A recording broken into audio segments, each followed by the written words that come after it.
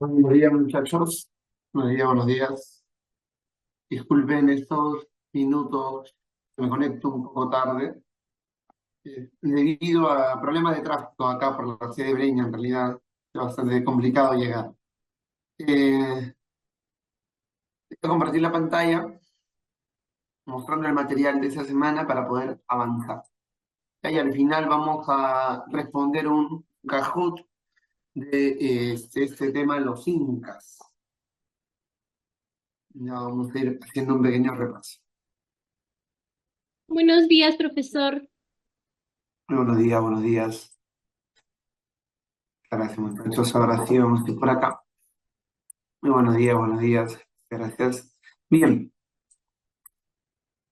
a ver, chicos, chicas, el día de hoy nos toca un tema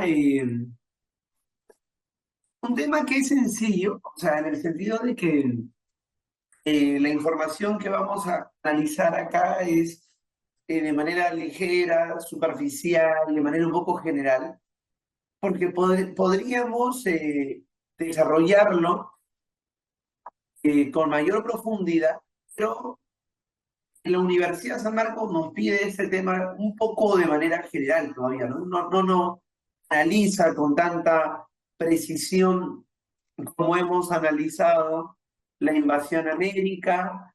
¿Te acuerdas que la semana anterior hemos hecho la explicación de la invasión a América, ¿no? Todo este proceso de los viajes de Colón, ese proceso de la invasión al Tahuantinsuyo, ya. Si se acuerdan, ¿no? A ver, si se acuerdan, la clase que tuvimos la semana anterior, la semana 14, fue la expansión europea. A ver, vamos a hacer una pregunta al salón para introducirnos al tema, porque de alguna manera todo está vinculado, ¿ya?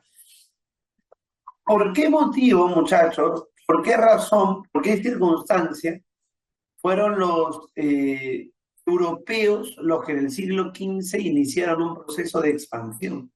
¿Qué los motivó a viajar por nuevas rutas? ¿Quién se acuerda de este punto, este detalle? Claro, muy bien, Glenda, así es. Porque los europeos van a buscar nuevas rutas comerciales. Pero ahora te hago la siguiente pregunta.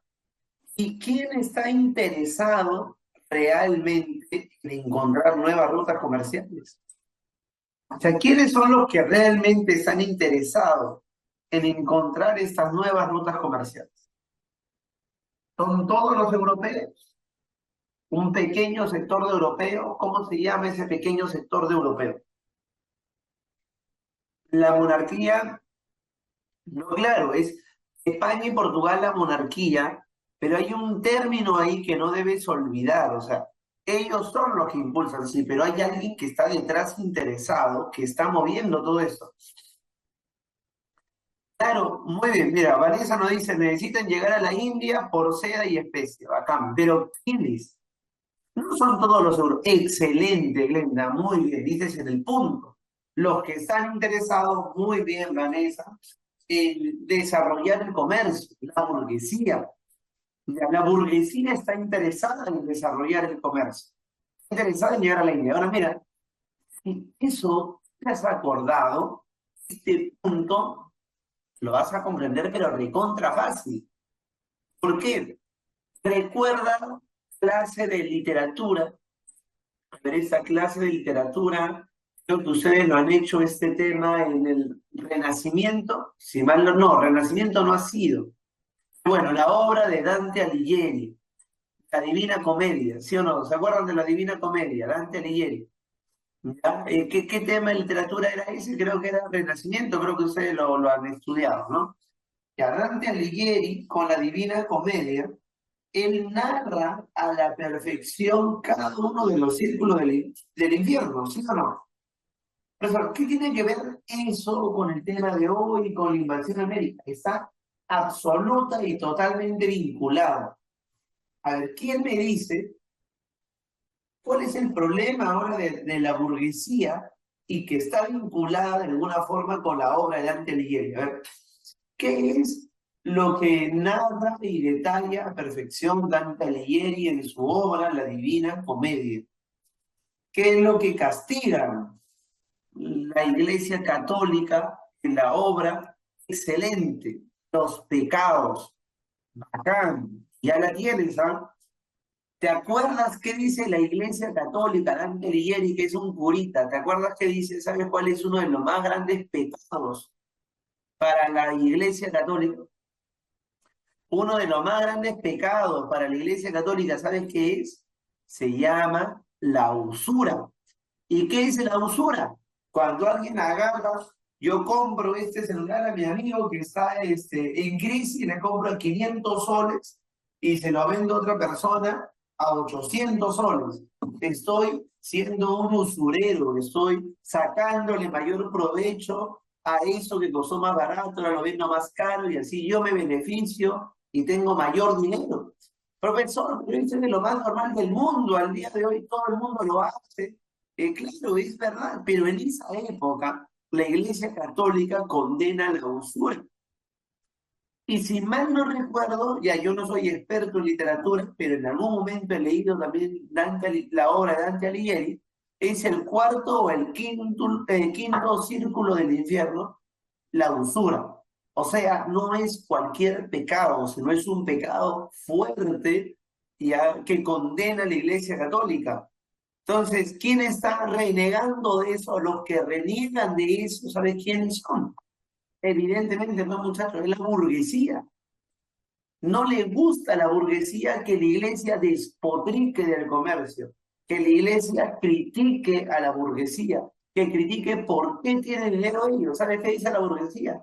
La burguesía me critica porque yo acumulo dinero, porque es la iglesia la que quiere mi dinero en realidad. Entonces la burguesía está asada, está renegando con ese problema. Ahora, tú piensas como un burgués. A ver, ponte los pantalones, sujétate la correa como un burgués y dime. Si tú ves que tu religión, mira, si tú ves que tu religión te está condenando por la usura, está condenando tu trabajo, tú como burguesía, ¿qué harías? A ver, ¿qué harías tú? Ustedes como burguesía, ¿qué hacen, muchachos? Tú eres el burgués, yo soy el sacerdote. Te digo, si sigues vendiendo productos, te vas a quemar en el infierno.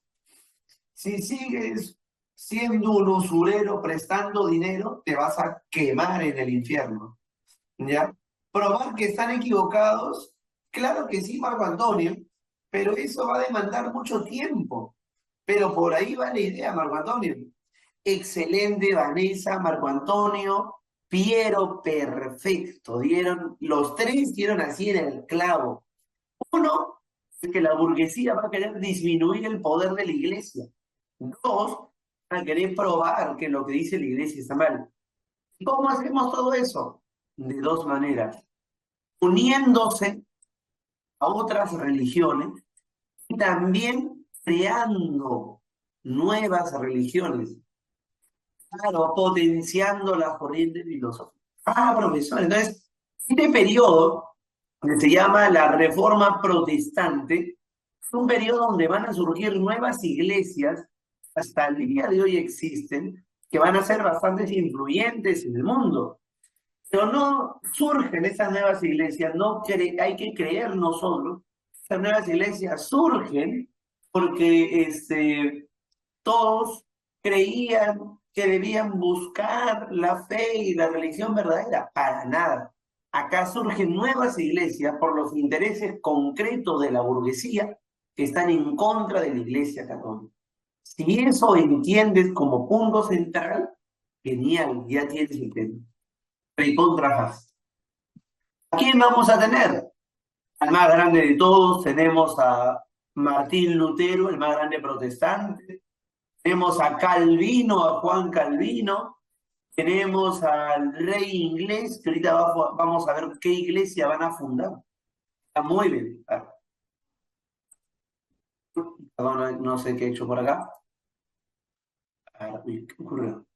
Ya, muy bien, ahora sí, perdóname, ahora sí, vuelvo a compartir la pantalla. Listo, ya está. ¿Te das cuenta, no? Entonces, te das cuenta que realmente esto de la reforma protestante El pretexto, la excusa es no buscamos la fe verdadera, queremos demostrar cuál es la religión verdadera. No, muchachos, falsedades. Lo que se quiere en el siglo XVI es protestar, por eso se llama reforma protestante. La burguesía va a protestar contra la Iglesia Católica debido a que va a condenar la Iglesia a la usura. ¿Cuál es la gran consecuencia de la reforma protestante?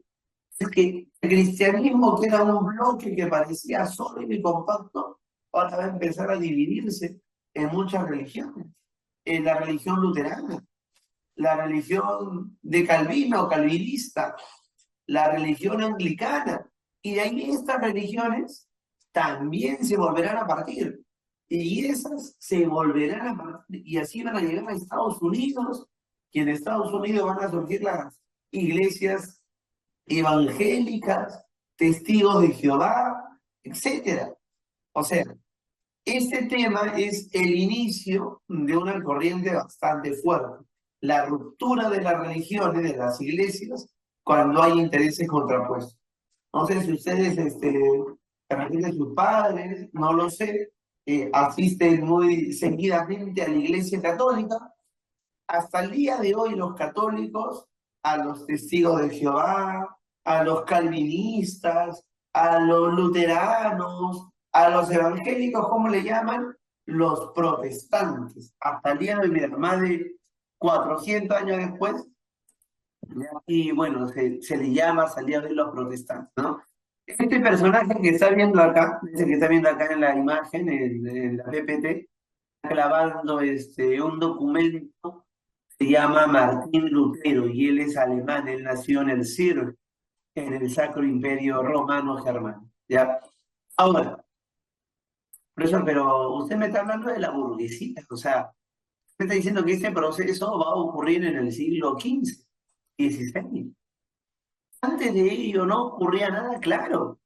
Antes de ello ocurrieron varias cosas realmente interesantes. Antes de ello, ya, diversos sacerdotes criticaban terriblemente a la Iglesia Católica. ¿Por qué? Pongamos las cosas claras, muchachos, y yo sé que de repente acá muchos que somos simpatizantes del catolicismo. Acá hay que entender que lo estamos viendo a nivel histórico. Y esto no es sorpresa para nadie, la Iglesia Católica es recontra, pero recontra rica. Es millonaria, es recontra adinerada. ¿Y de dónde saca la plata la Iglesia Católica? Lo saca de los diezmos, saca de la primicia. ¿Se acuerdan esos impuestos medievales del feudalismo? Todavía seguía existiendo en esa época. La iglesia se llenaba los bolsillos, el sacerdote, el clérigo, el papa, el cardenal, el obispo, eran los grandes millonarios de Europa. Y el pueblo vivía totalmente en la hambruna, en la pobreza, en la miseria. Acaban de salir de una enfermedad, la peste negra. Y que este pata de acá, John Wycliffe, va a ser uno de los primeros que en el siglo XIV, antes incluso de que surja el capitalismo, va a empezar a protestar contra la Iglesia Católica. Van a decir, no, los católicos no deben enriquecerse porque el dinero debe ser del pueblo. Este pata John Wycliffe llamaba a que los sacerdotes repartan su riqueza entre los pobres. ¿Recuerdas quién hacía eso? ¿Quién decía, los que tienen plata tienen que repartir su dinero entre los pobres? ¿Quién decía eso? ¿Quién se acuerda? ¿Ya? Claro. ¿Ya? ¿Quién dice eso? Muy bien, por acá ya mandado la respuesta correcta. ¿Ya? ¿Quién dice eso, muchachos? El dinero de los pobres debe ser. Los ricos repartan su dinero. No, no fue Marx, no te pases. Claro, Marx, mucho tiempo después, algo similar, ¿no?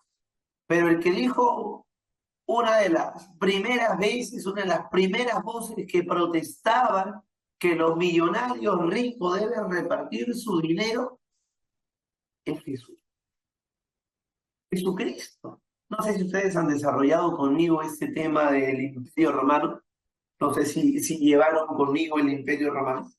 Pero yo ahí hablé, en el Imperio Romano, hablé de algo que nunca debemos olvidarnos. ¿Qué planteaba Jesús? ¿Cuál es la propuesta de Jesús? Y es la razón por la cual la iglesia creció tanto y tan rápidamente. Jesús hablaba de la comunidad de los bienes. Ojo, mira el término, comunidad de los bienes. ¿Qué es eso, profesor? ¿Qué decía Jesús? Que los bienes de la gente adinerada, los patricios en Roma, tienen que repartirse exactamente igual entre los pobres. Ya, John Wycliffe retomaba esa idea en el siglo XIV. Jesús predica la comunidad de bienes. Quietos sacerdotes, la Iglesia Católica hace todo lo contrario. Ya, él quiere retomar la prédica de Jesús de la comunidad de bienes. Ya, mira, la situación es complicada. Traducir por primera vez la Biblia al inglés es un pecado, porque los católicos creen que los únicos que tienen la razón y la verdad en esos años sobre la Biblia tienen que ser los sacerdotes. Y la Biblia no puede ser interpretada libremente. Los únicos que pueden interpretar la Biblia son los sacerdotes católicos. Otro se llama John Hus, que desarrolló en la zona de Bohemia en el siglo XV, ya cuando se desarrolla el capitalismo, el movimiento husita se llama. Lo que él propone en realidad es que el Papa no debe tener poder ilimitado, de que el Papa debe reducirse el poder del Papa, el Papa tiene que renunciar a ciertas atribuciones que le da la Iglesia Católica. Y por ejemplo, ¿cuáles son una de esas atribuciones que le da la Iglesia Católica a John Hus? Es muy sencillo. ¿Sabes qué atribución? Tener tierra. ¿Quién crees, te pregunto yo a ti, que es el más grande señor feudal en esta época, del siglo XV? Es el que tiene mayores tierras en todo el mundo. Ya, aunque no creas, el más grande señor feudal es el Papa. Es el más grande, muy bien, como dicen acá por el chat. Muy bien, Piero, claro, el Papa es el que más explota campesinos, el que más se ha robado la tierra del campesino. O sea, no, profesor, el Papa es un santo, un personaje sagrado. Ya en esta época, todo el mundo odia al Papa. Absolutamente todo el mundo. En especial los campesinos. Los campesinos van a apoyar fuertemente el movimiento de John Hus, el movimiento husita. Mira, él plantea secularizar las tierras. ¿Qué significa eso? Secularizar la tierra quiere decir que agarremos la tierra del Papa, de los sacerdotes, y vamos a repartirlas entre toda la gente, y así ya los sacerdotes no van a tener tierra. ¿Ya? Algo así plantea John Hus. Bueno, él va a ser atrapado, ¿ya? Lo van a atrapar, lo van a llevar a la Inquisición. Se llama, esas reuniones con John Hus, se llama el Concilio de Constanza. Y mire esta imagen acá abajo. Él lo van a condenar a la hoguera, lo van a quemar vivo. ¿Ya? Vivo le van a prender fuego. ¿Ya? Eso es la Iglesia Católica, la Santa Inquisición, que como yo te digo, de santa, de santa no tiene nada, ¿no? Muy bien, la Santa Inquisición de santa no tiene nada. Pero ellos dicen, yo te mato, yo te quemo, yo te torturo, pero todo lo hago en nombre de Dios. Todo lo hago en nombre de Dios. Imagínense, regresa John Hus cómo va a terminar su prédica, ¿no? Muy bien, así es como la Iglesia Católica se está imponiendo. Y al último ya tenemos a un italiano que es Savonarola, ya también es del siglo XV. Él también va a criticar a la Iglesia por el lujo, el lucro, la corrupción, porque la iglesia era demasiado corrupta, no se le ocurrió mejor idea a Savonarole que demostrar que los lujos son realmente un pecado mundano. ¿Qué decía Savonarole? Y esto es fuerte lo que dice, ¿sabes qué dice? La iglesia condena al pueblo por ser pecadores, pero los más grandes pecadores del mundo son los sacerdotes católicos. Y a ellos debemos castigar. Así que este pata Savonarole, con un grupo de seguidores, empezó a robarle ciertos alhajas, joyas que tenían los sacerdotes y públicamente empezó a quemar. Se llama la quema de los objetos mundanos. Empezó a quemar joyas de oro, de plata, cosas lujosas de las cuales se habían apropiado los sacerdotes en realidad. Savonarole, John Hus y John Wycliffe. Ya, entonces, repasamos hasta acá. John Wycliffe criticó a los altos mandos de la Iglesia Católica por ser demasiado ricos y plantea que su riqueza se debe repartir. Muy bien. John Hus, él plantea que las tierras del Papa deben repartirse. Ya, este punto después vamos a analizar a mayor detalle. Savonarole, él organizó la quema de los objetos mundanos, estos placeres mundanos que iba acumulando la iglesia. Bien, hasta acá repaso, porque aunque parezca chistoso, San Marcos ha preguntado bastante de los antecedentes. Pregunta, ¿cómo se llama? A ver si me están prestando atención, ¿ya? ¿Cómo se llama el protestante que murió condenado en la hoguera y que pedía que las tierras del Papa deben repartirse? Bacán, muy bien, mi estimado José, muy bien. Ahí, muy bien, Marco Antonio, bien, John Hus, ya, bacán, muy bien. Dos, ¿cómo se llama el... Acá te agarro, así que atento con lo que te voy a preguntar. Mira, así preguntó San Marcos una vez. ¿Cómo se llama el sacerdote protestante que recogió la prédica de la comunidad de bienes de Jesús? La comunidad de bienes de Jesús. Uy, ya eso sí está más difícil, ¿eh? A ver, ¿qué dicen ustedes? Ya, oh, ahí los atrapé, mira. Comunidad de bienes. ¿Qué significa la comunidad de bienes? Agarrar la riqueza de un millonario y repartirla entre la gente. ¿Cómo se llama ese que critica la riqueza? ¿Savonarole? ¿Están seguros? Piénsalo bien, ¿eh? ¿Es Savonarole? Savonarole no criticaba que tenga mucha riqueza y que debe repartirlo. Claro, eso lo hace John Wycliffe, ¿ya ves? Ahí caíste, ¿ah? John Wycliffe, muy bien. Y si yo más bien te pregunto cómo se llama el que organizó la quema de los objetos mundanos, ese sí ya es. ¿Quién? Ese sí está fácil, ¿no? La quema de los objetos mundanos es lo que ustedes me han venido diciendo de hace un tiempito atrás, ¿no? Savonarole. Ahora sí, bien, bien. Y si me respondes esta pregunta y tú solito llegas a la conclusión, uno, mis respetos, y dos, que vas a entender muy bien el tema.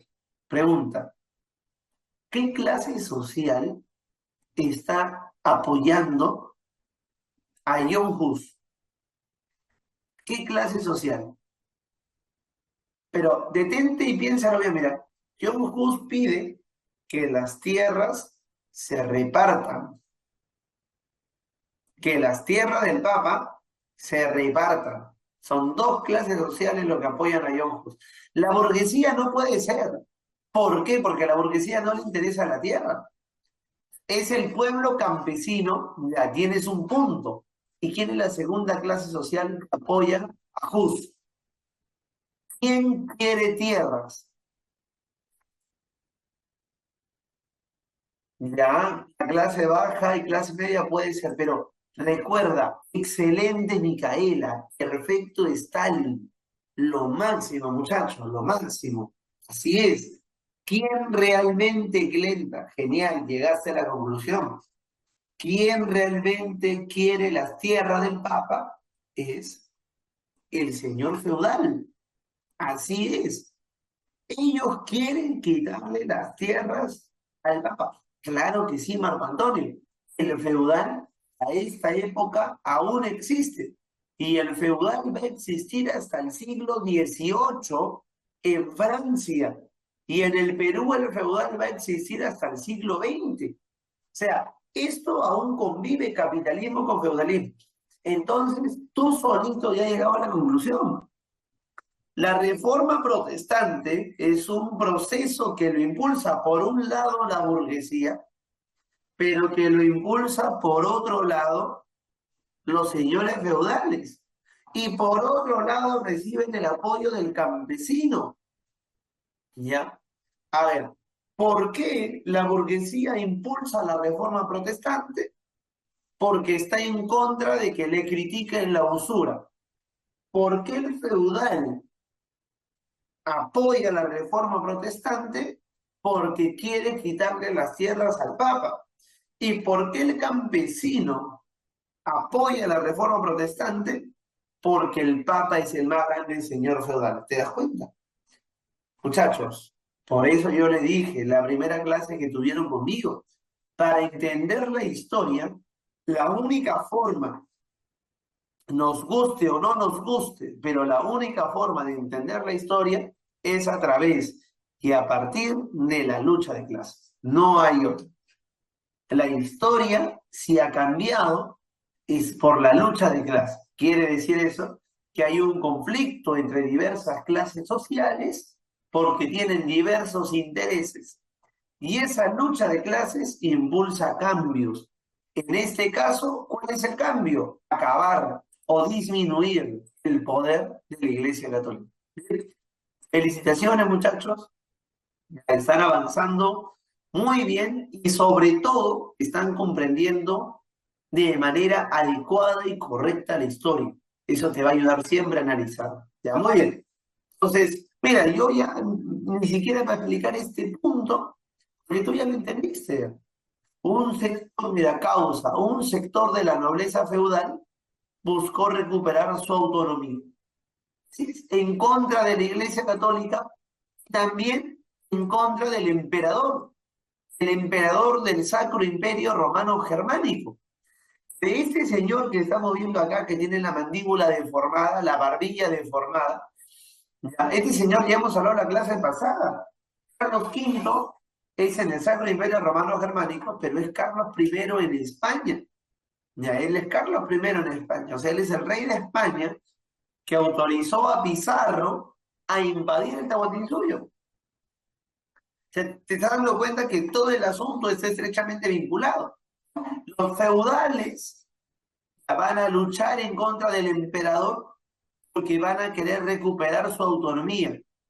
¿Y cómo recuperamos autonomía? Teniendo mayor poder. Y para obtener poder necesitamos tierra. ¿Y quién tiene las tierras? El Papa. Genial. Dos, otra clase social que impulsa necesariamente este proceso de la burguesía. Va a buscar, ¿no? Ya que va a buscar cambiar ideológicamente la iglesia para que favorezca su negocio, que favorezca sus intereses. La burguesía principalmente de Suiza. Es otra causa importante, es que esta misma burguesía, durante el desarrollo del siglo XV, ha impulsado el humanismo. El humanismo es una nueva corriente filosófica, ya hemos detallado, hablado de esto, ya, que va a criticar fuertemente a la Iglesia Católica, va a despotricar de la Iglesia Católica. ¿Por qué? Porque recuerda que en esos años se inventa la imprenta y uno de los primeros libros publicados masivamente es la Biblia. Y ahora ya no es el sacerdote el que tiene el monopolio de la Biblia, sino es un gran sector del pueblo los que tienen acceso a la Biblia. Agarran la Biblia, abren la Biblia, analizan la Biblia y caramba, ¿de qué se trata? Uno, de que ninguna parte de la Biblia, pues muchachos, dice que el diezmo es obligatorio. Dos, en ninguna parte de la Biblia dice que la Virgen María es virgen.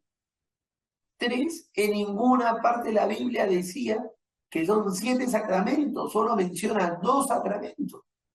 En ninguna parte de la Biblia dice o justifica que el poder esté concentrado en el Papa. En ninguna parte de la Biblia se dan cuenta que dice todo lo que vamos a empezar a analizar acá en este tema. Y peor, se dieron cuenta que la Biblia está llena y abunda una serie de contradicciones que no tenían una explicación lógica. Entonces los humanistas, como Erasmo de Rotterdam, empezó a criticar muy fuertemente la Biblia, a la Iglesia Católica, y eso va a influenciar en la Reforma Protestante también. Ahorita voy a responder tu pregunta, no te preocupes. Y antes de ir a este punto de acá, ahorita vamos, antes de ir a la corrupción y negocio del clero, vamos a responder eso. ¿Cómo Carlos V se volvió emperador del Sacro Imperio Romano Germánico? Caramba, esa es una pregunta complicada, es una pregunta grande, ¿ya? Ocurre que en Europa, o sea, va a llegar un momento en Europa, y eso más adelante lo vamos a analizar, pero donde realmente todos los reyes europeos son familiares. Todos los reyes europeos están vinculados a una misma familia. Eso era una práctica común de la nobleza. Una práctica común de la nobleza. ¿Ya? Todos los reyes europeos, para establecer alianzas con otros reinos, la única forma de establecer alianza con otros reinos, ¿cómo era, muchachos, en aquella época? ¿A través de quiénes establecemos alianza con otros reinos? Claro, así es, Vanessa. La única forma es mediante la boda. Y queramos o no, también pongamos las cosas claras. Para que esto sea efectivo, las mujeres han tenido que llevarse las peores consecuencias, ¿no? Porque las mujeres eran usadas como un instrumento de intercambio de dinero, de poder, de influencia política. Entonces, la familia de Carlos V, que proviene de Castilla, su tía ya fue a Alemania, ahí se comprometió con otra familia, la familia Habsburgo, y cuando hay una necesidad de que ascienda al trono, la única forma de ascender al trono, o la única persona que quedaba para ascender al trono en el CIRG era Carlos V. Pero coincide con que mueren sus padres en España, y Carlos V ahora tiene que responder también al poder en España. Así que Carlos V también asumió el trono en España, pero como Carlos I. Ya, muy bien. Ya vamos a dejar todavía porque este punto es más profundo y ya después analizaremos a mayor detalle. Este punto de acá, muchachos, tú vas a pero vacilar conmigo. Este punto, pero te vas a matar de la risa conmigo. Solución y negociado del clero. ¿Qué es eso, profesor? Es que tú te recordarás, la iglesia es y era, ¿no?, en su momento muy corrupta. ¿Qué hacían ellos? Iban al campesino, mira, iban al campesino y decían al campesino, ¿tú quieres ir al cielo? Sí, quiero ir al cielo, quiero salvar mi alma. El sacerdote te decía, mira, si quieres ir al cielo, ¿sabes qué tienes que hacer? Y te sacaba un papel el sacerdote, mira, este es un contrato, te decía, mira, este es un contrato donde tú te comprometes a pagar un monto de dinero mensual a cambio de que puedas ir al cielo. Y si no pagas, si no pagas, piña, porque te vas a ir al infierno. Así que de ti depende. ¿Pagas para que vayas al cielo o no? Eso se llama la venta de las indulgencias. Te cobraban por salvarte el alma, ¿ya? Y acá, pero con Pablo, muchachos, a Dante Alighieri. ¿Por qué hay que darle con Pablo a Dante Alighieri? ¿Saben por qué? Porque él ha permitido ya que esa idea del infierno se desarrolle y se expanda en toda Europa, generando un gran temor entre la población. Todo el pueblo teme ir al infierno, porque si vas al infierno no vas a morir quemado, sino no vas a morir y te vas a quemar y vas a arder por toda la eternidad ahí en el infierno. El campesino traumado, que han deformado su mente, que han deformado su forma de pensar, recontra asustado con la idea del infierno, y empieza a aceptar pagar para ir al cielo. Oye, no te pases, pues. ¿Cómo la iglesia te va a cobrar? Tipo, está pagando un pasaje, tipo, está sacando tu pasaporte para que vayas al cielo. Pero increíble. Así es, Marco Antonio, lo de Dante Alighieri es ficción nada más, todo eso es inventado. O sea, no es algo que esté ahí en la Biblia. O sea, no sé si ustedes llevaron el tema feudalismo conmigo, no lo sé, pero no recuerdo muy bien, muchachos, me perdonarán, pero ahí explicamos a detalle, ¿no? ¿Cómo surge y por qué surge realmente la obra de Dante Alighieri? No surgió de la nada esta obra, surgió con el objetivo de generar temor, ¿ya? Generar temor entre la población. Pero bueno, ahora, el clero no solo te vendía indulgencia para salvar tu alma. ¿Sabes qué más te vendía el clero? Y acá vas a matar de risa. Salían obispos y te decían, hemos encontrado el clavo con la cual se crucificó a Jesús. El clavo con la cual se crucificó a Jesús. Y la población creyente, la nobleza feudal creyente, no creyente, ¿no? Sino, como sabe todos los delitos que ha cometido, ¿ya? Quiere limpiar su alma, ¿ya? Comprando ese clavo que, con la cual crucificaron a Jesús. Entonces el obispo agarraba un clavo gigante, oxidado, y lo vendía a la nobleza feudal diciéndole, mira, este es el clavo con la cual mataron a Jesús. Y es original, es auténtico, porque yo he ido donde fue condenado Jesús. Y ahí he ido a investigar y he traído eso. Salía otro sacerdote y decía, mira, hemos traído un pedazo de madera de la cruz de Jesús. De la cruz de Jesús. Y empezaban a vendérsela a la gente. Oye, y aunque parezca absurdo, la gente creía. Y yo sé que este punto no me vas a creer porque es increíble. Salió un obispo y ¿sabes qué decía? ¿Sabes qué decía? Decía que él había conservado y obtenido, ¿sabes qué cosa? La leche de la Virgen María, la leche con la cual había amamantado a Jesús y empezó a venderla por diversas partes. Profesor, han pasado ¿cuántos años? 1500 años, esa leche no se ha malogrado, no se ha podrido, ¿qué cosa? El obispo decía, no, es que esa es leche divina, la leche divina. ¿Cómo se va a malograr? Ya, muy bien. Hay peores cosas, ¿ah? De lo que decía la iglesia. Es que decía la iglesia, y ya entonces te vas a quedar así perplejo, con la boca abierta. ¿Sabes qué decía la iglesia? La iglesia decía la iglesia, mira, había un sacerdote, decía, que había obtenido los huevos del Espíritu Santo. Esto es pero increíble. O sea, que tú sabes que el Espíritu Santo está representado siempre como una paloma, ¿no? La iglesia decía que había obtenido los huevos del Espíritu Santo. La iglesia, el obispo, el sacerdote, inventaba cualquier soncera, muchachos, para poder sacar dinero. Corrupción, pues chicos. El clero hacía su negocio y la gente compraba, los feudales compraban, porque son recontra pecadores.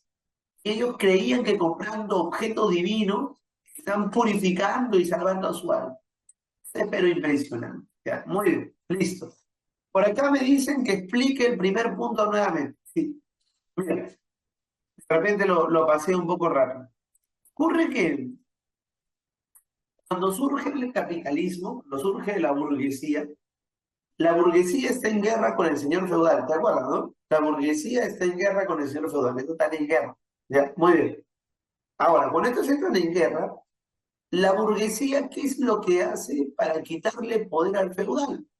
Es darle poder al rey. O sea, cuando las monarquías se empiezan a fortalecer, en este caso, la monarquía en Alemania, dirigida por Carlos V, se fortalece, es porque la burguesía empieza a financiarlo.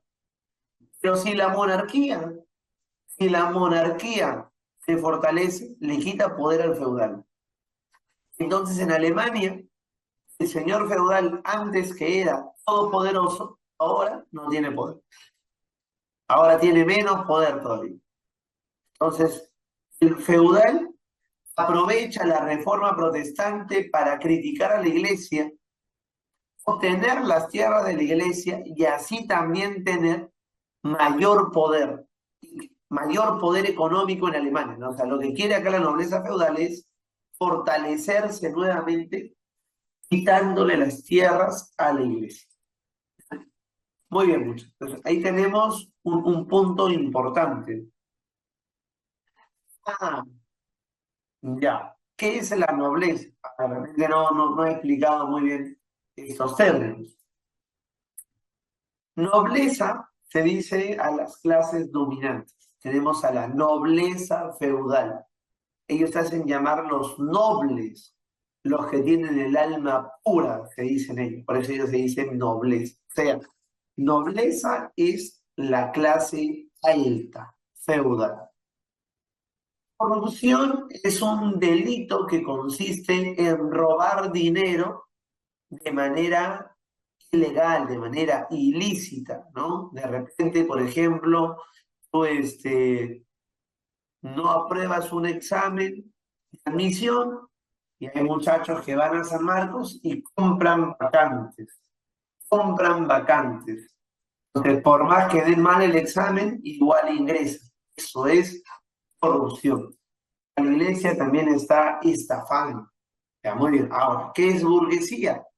La burguesía es una clase económica, es una clase social que se basa en el comercio. Ya, se basa en el comercio. Ya, muy bien. Listo. Hasta acá, muchachos, queda claro lo que vendría a ser la causa de la reforma protestante, es el punto más importante. A ver, por favor, responde esta primera pregunta de admisión. Esta pregunta de admisión del año 2009, a ver, ¿cuál es la clave? A ver, ¿quién me dice la clave, chicos? Ya, Glenda, Carlos, ya me dieron la clave. ¿Qué dicen los demás? Facilito, muy bien. David, muchachos, lean bien, ¿eh? Acá dice claramente que dice, mira, antecedentes de la reforma protestante, antecedentes, ya, muy bien. Claro, muy bien, Naomi, excelente. Acá la clave como antecedente tiene que ser la B, la influencia doctrinaria de John Hus ya en estos sacerdotes protestantes. Perfecto, muchachos, muy bien. Ahora vayamos a hablar ya ahora sí un poco del proceso histórico. Ya, ¿por qué? Pero no entendí acá. Ya, ¿por qué doctrinario? Pasa que el término doctrina hace referencia a un nuevo sistema de ideas, es decir, a una nueva corriente filosófica, una nueva corriente eclesiástica, religiosa. O por eso dice influencia doctrinaria, es decir, influyó en los protestantes de manera doctrinaria, de manera ideológica. Ya eso quiere decir. Ya, muy bien. Ahí la clave correcta tiene que ser clave.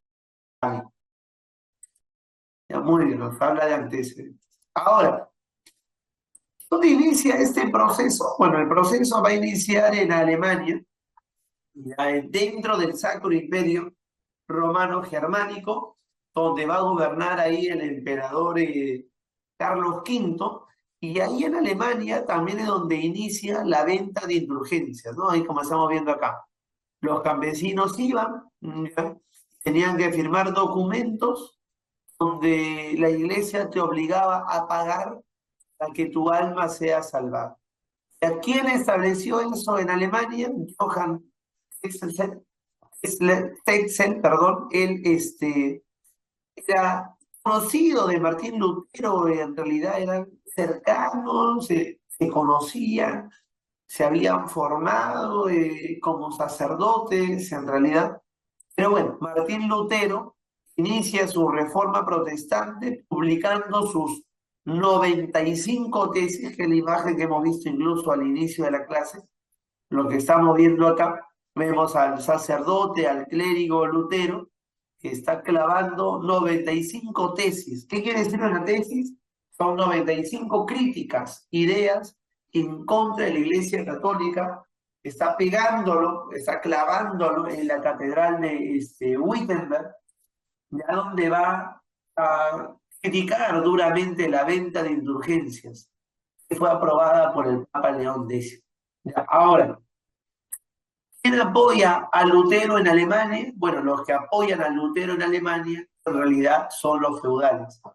Los feudales, aliados de Martín Lutero, ya, lo van a apoyar porque quieren quitarle poder al Papa y también al rey Carlos V.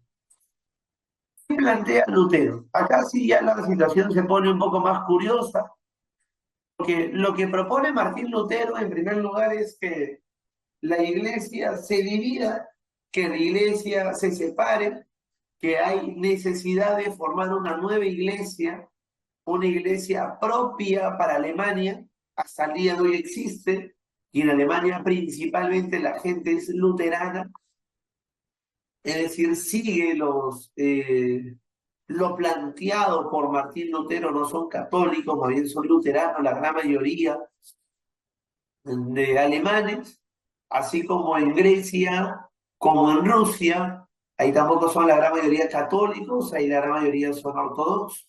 Ya.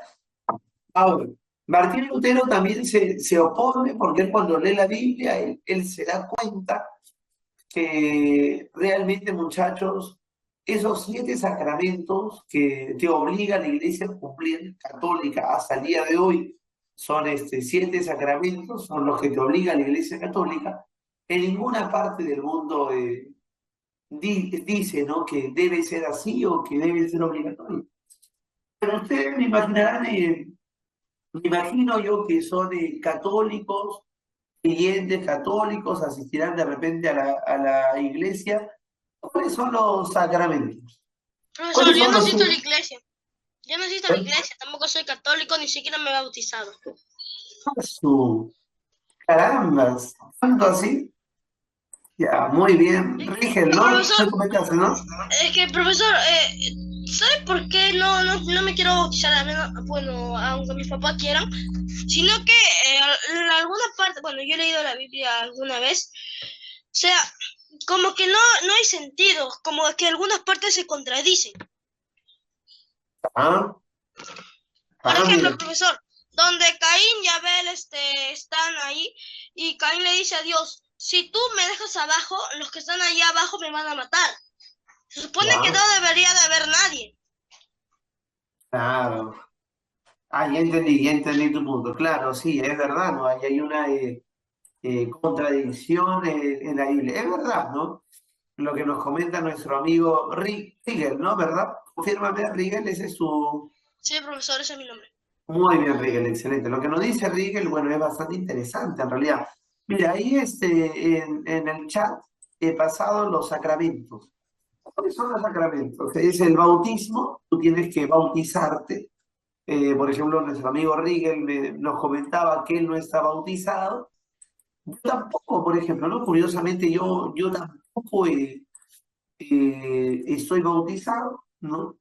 Pero la Iglesia Católica, para ser parte dentro de su comunidad, obliga a que te bautices. Dos, después del bautizo tienes que confirmarte, tienes que hacer una confirmación. Esto de la confirmación hay todo un proceso, ¿no? La comunión y todo ello. Muy bien. Luego te piden hacer penitencia, ¿no? Algunos lo han interpretado la penitencia como un retiro.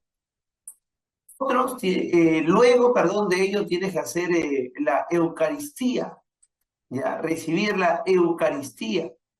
También tienes que respetar las sagradas órdenes de la religión, es decir, los niveles de organización que tiene la iglesia. También la iglesia católica pide y obliga que uno se case por matrimonio religioso, ¿no? Y también la extramaunción. Muy bien. Estos son los sacramentos que ninguna parte de la Biblia, decía Martín Lutero, existe y dice. Lo único que pide la Biblia como sacramentos es el bautismo, que tú tienes que bautizarte sí o sí, y la Eucaristía. A ver, analicemos un poco a mayor profundidad este punto. ¿Por qué una persona, bajo la lógica de la creencia religiosa, debe bautizarse? ¿Cuál es el motivo que hay en eso?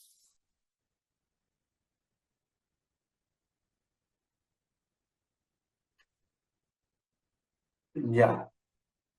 ¿Cuál es el motivo para que uno ya... Coméntenme, muchachos. Primero Andrea, a ver. Porque el primer pecado es haber nacido. Por ahí va la idea. No, no es el haber nacido, pero por ahí va la idea. A ver, Rigel, ahora te escuchamos a ti. Porque, profesor, al bautizarse, bueno, supuestamente dicen los papas o los curas que te quita todo mal que hayas hecho. Ya, sí, pero hay algo más ahí, hay algo más. Esto, Vanessa, muy bien, claro. Tiene que ver Stalin, chévere, Vanessa, tiene que ver, como bien nos dice Rigel y también Andrea, que realmente uno nace y cuando ya nace ya es pecador. Uno nace con pecado, uno nace siendo pecado y ese pecado lo heredamos realmente de Adán y Eva. Bueno, ellos nos heredaron a nosotros lo que vendría a ser el pecado original, ¿no? Bien. También te pide la iglesia luterana la Eucaristía, ¿no? Cumplir con la Eucaristía. Otro punto que a Lutero también se le asigna y que Lutero criticaba muchísimo y a mucha profundidad es la confesión, porque en ninguna parte tampoco de la Biblia Lutero dice se nos obliga a confesarnos. La Iglesia Católica había estipulado la confesión donde, no sé si ustedes alguna vez lo han hecho, pero tienes que ir a un cuarto con el sacerdote y tienes que contarle cómo has pecado, dónde has pecado, cómo has pecado. Y el sacerdote te da una serie de recomendaciones en realidad para que tú puedas salvar tu alma. Claro, el problema es que eso traía un problema político grande. ¿Cuál es el problema político grande? Que muchas veces la iglesia usaba eso para poder obtener información que ellos necesitaban, bajo la idea de que lo que tú haces es un pecado.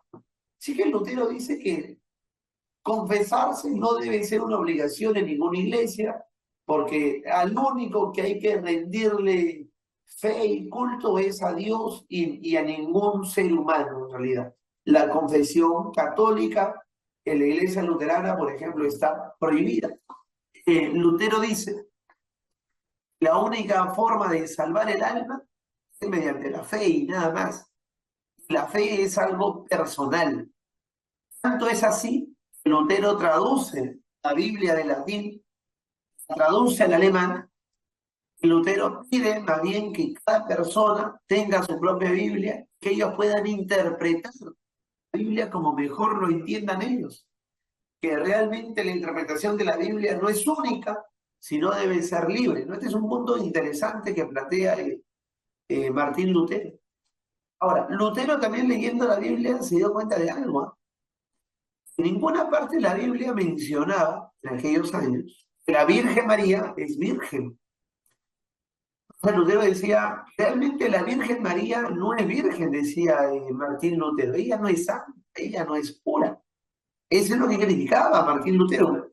Esa es una crítica bastante fuerte. Ponte en aquellos años, decirle al mundo que la Virgen por la cual tú has adorado, rezado más de 1500 años, la Virgen a la cual tú le has creado una oración que la rezan miles de millones de personas por más de 1500 años. Ahora me está diciendo que no es virgen.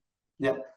Lutero así se opone al culto de los santos, al culto de las imágenes. O sea, Lutero no estaría de acuerdo con acá en el Perú, ¿no?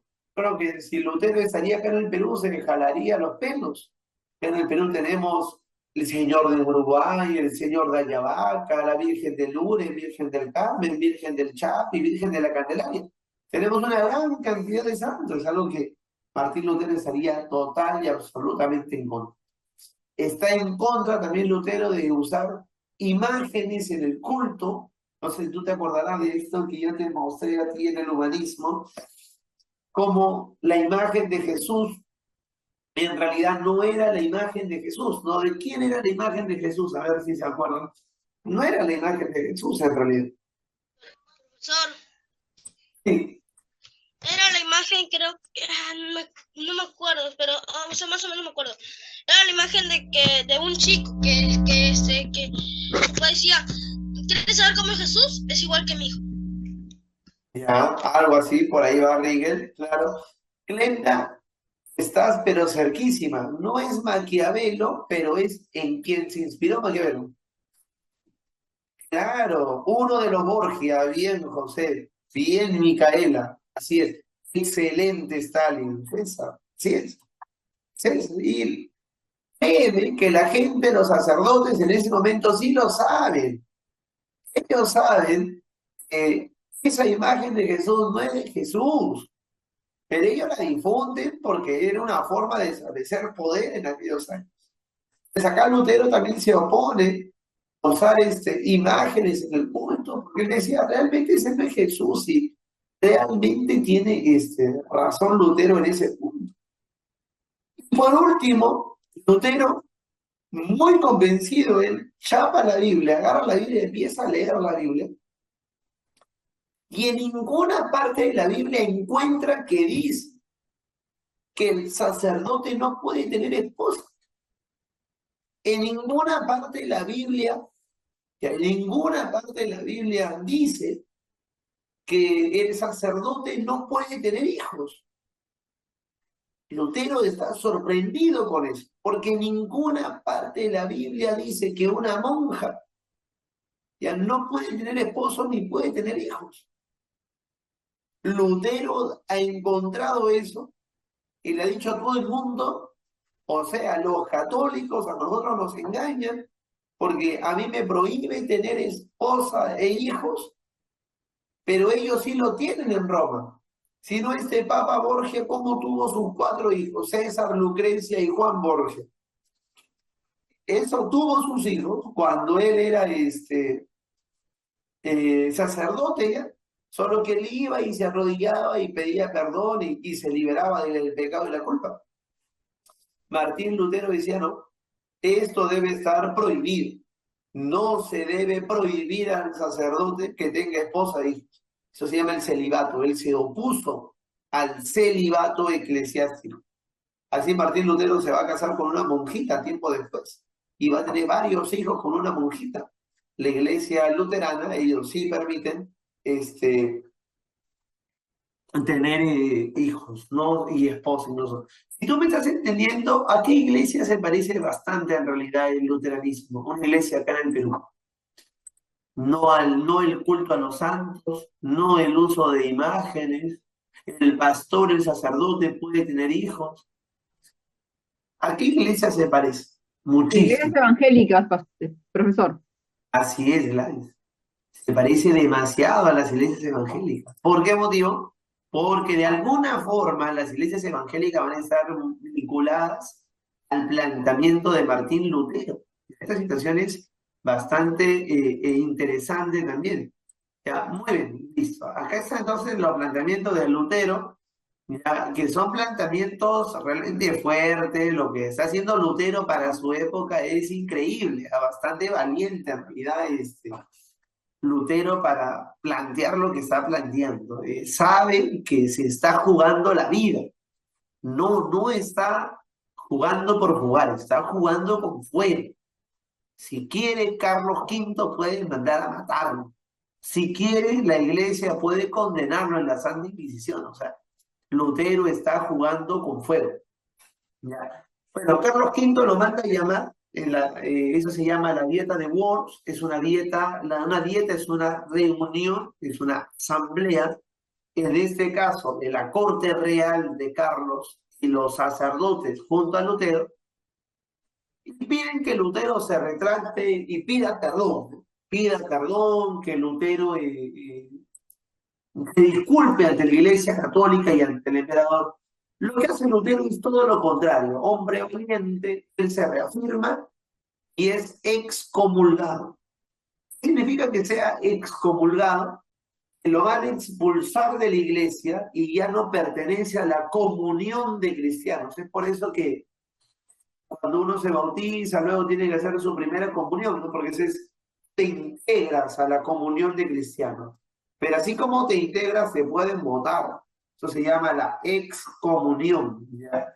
Excomulgan. A Lutero lo excomulgaron, ¿ya? Cuando él lo vota en la Iglesia Católica, sabe que está desprotegido, así que el que lo apoya es Federico de Sajonia, que lo va a llevar a su castillo, el castillo de Warburg. Ahí va a traducir la Biblia al alemán, ¿no? El duque de Sajonia es un noble feudal, también con tintes de burguesía, va a financiar realmente a Lutero. De este nunca te olvides, Federico de Sajonia. Siguiente encuentro se va a dar 5 años después. Lutero ya tiene cada vez más gente que lo apoya. La gran mayoría de Alemania ahora apoya a Lutero. La iglesia se ha dado cuenta que, bueno, si no se puede con Lutero, o sea, si no se puede con el enemigo, la única forma es sumarlo, ¿no? Se convoca la dieta de Spira, donde el emperador Carlos y la iglesia acuerdan tolerar a Lutero, pero le prohíben su difusión.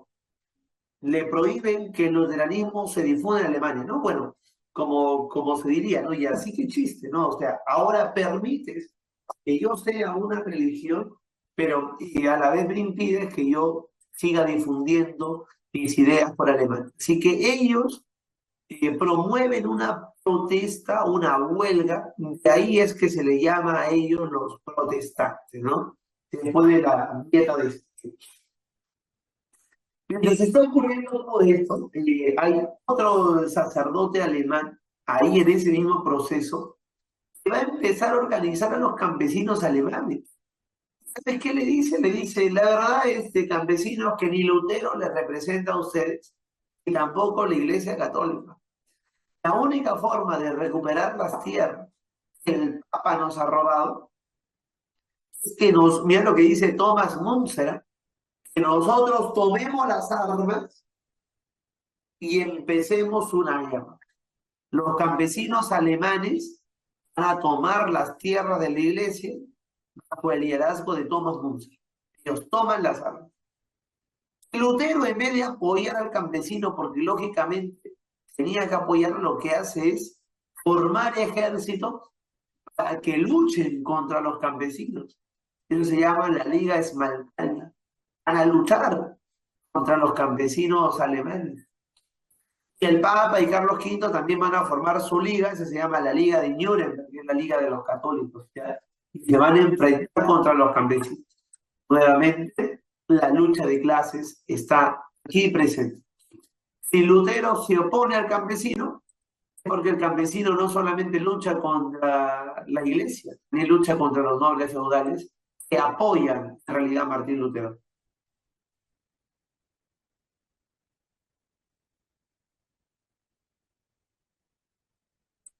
Así es, ¿no? Muy bien. Entonces, tenemos esa situación. Acaba la guerra de religiones con la paz de Augsburgo, o dieta de Augsburgo, lo vas a encontrar en algunos libros.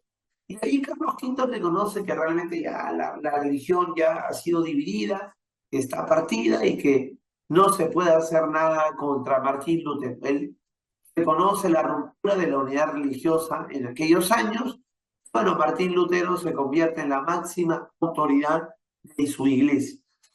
Muy bien. Acá se da la famosa Confesión de Augsburgo. ¿Ya? Muy bien, listo. Ahí está entonces lo que vendría a ser la reforma de Lutero. Pero hay que ir rápidamente para que no nos gane el tiempo con la reforma de Juan Calvino. Hasta donde hemos visto, Lutero lo apoya los señores feudales. Ahora, acá Juan Calvino lo va a apoyar realmente la burguesía de Ginebra, de Suiza. Claro, porque hay una idea interesante, ¿no? Dice, profesor, bautizar significa sumergir, y cuando te bautizas declaras nacer de nuevo, ¿no? Claro, dejar tu vida nueva, tu vida vieja, perdón, y naces a una nueva vida. Claro, así es, ¿no? Esa es la idea del bautizo en general, ¿no? Idea bastante también interesante. Juan Calvino es un teólogo de Francia, que no es en realidad suizo, es un francés. Él ha conocido a Lutero, está muy influenciado realmente por Martín Lutero, y él va a recibir el apoyo de la burguesía de Suiza, ¿no? Cada situación es concreta. Hay quienes apoyan a Lutero, son los feudales, quienes apoyan al Calvino son la burguesía. Ahora, ¿qué está ocurriendo ahí? Bueno, Calvino está publicando un libro que se llama La institución de la religión cristiana. Y bueno, Lutero no era tan pacífico, Calvino, perdón, no era tan pacífico como Lutero, porque él creó esto. Eso de acá se llama el consistorio, lo voy a señalar porque ha venido en la admisión. El consistorio. ¿Qué es el consistorio? Es una institución creada para perseguir a todos los que se oponen al calvinismo. O sea, todos los que se oponen a la religión, a la nueva religión, a la nueva propuesta de Juan Calvino, Calvino los manda a matar a todos ellos. Y así se llama el consistorio. Lo que en la Iglesia Católica sería la Santa Inquisición, acá vendría a ser el consistorio. Tenemos, por ejemplo, a Miguel de Cervet, que va a morir en la hoguera, en realidad. Va a morir ahí quemado, igual como hacían los católicos. Ahora están los calvinistas. ¿Qué plantea Juan Calvino? Que coincide realmente con Lutero en que la única fuente de fe, de salvación es la Biblia, nada más, y que la Biblia debe ser interpretada individual y personalmente. La Biblia no debe ser impuesta, dice Calvino y Lutero, por una iglesia católica, sino más bien es de libre interpretación, realmente. También coinciden que solo deben haber dos sacramentos, el bautismo y la Eucaristía. Él coincide con eso. Lutero promueve la idea de que hay una predestinación, es decir, de que nuestra vida ya está determinada, que hay un destino determinado por Dios realmente. La Biblia solo, hay un destino y una vida ya hecha por Dios, estipulada por Dios.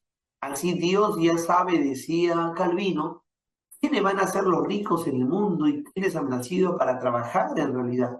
Y que esa es una propuesta de Dios y que no es algo que dependa del hombre, y que si uno está en contra de ello, está en contra de Dios.